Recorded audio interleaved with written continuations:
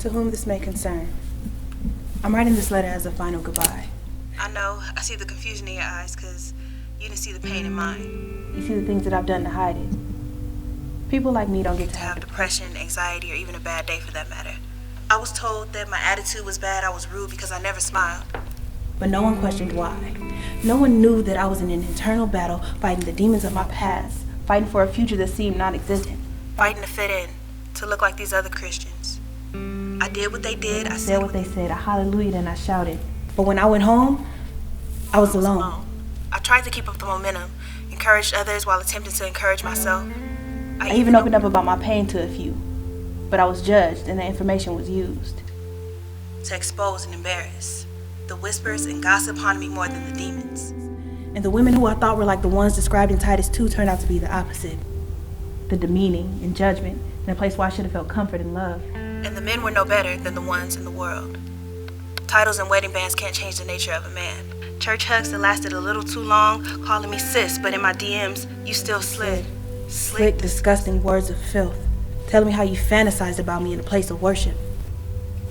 I'd expect it in a club, but in a church, I couldn't speak up. Because of how I dressed my frame, I'd be the one to blame. Just like when I was raped. And he told me he wouldn't have done it if I had just said yes. If it didn't look so good, then he wouldn't have had to take it. I spoke out then, but I was the liar because of his status. They ruined my name, then and now, so I'll just stay quiet. And clap my hands when I'm told. Because just like the world, this church is so cold. I want to go to the altar, but I can feel their eyes and hear their laughs. I have no one to turn to. What other choice do I have? I've thought of every method. A quick and painless bullet to the brain, gun in my mouth so the bullet escapes the back of my head. Leaving a face for my mother to grieve, or I could drive my car off a cliff on State Route 14, or I could go out like the love of my life did back in 2010 with a rope around my neck. I could find the highest building and just dive. I could pop some pills and leave in a euphoric high. There's so many ways that I could choose to die.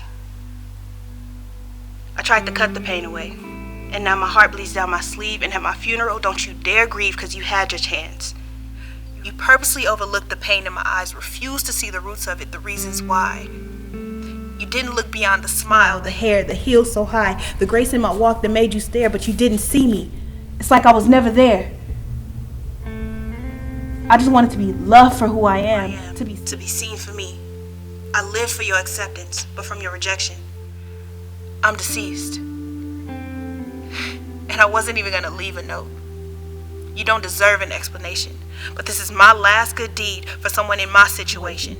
Sitting in church with unnoticed depression. I hope when you speak, they listen and pay attention. Instead of gossiping and laughing, I hope they show you some real compassion. Show you the love of Jesus Christ, so my death will be the last one.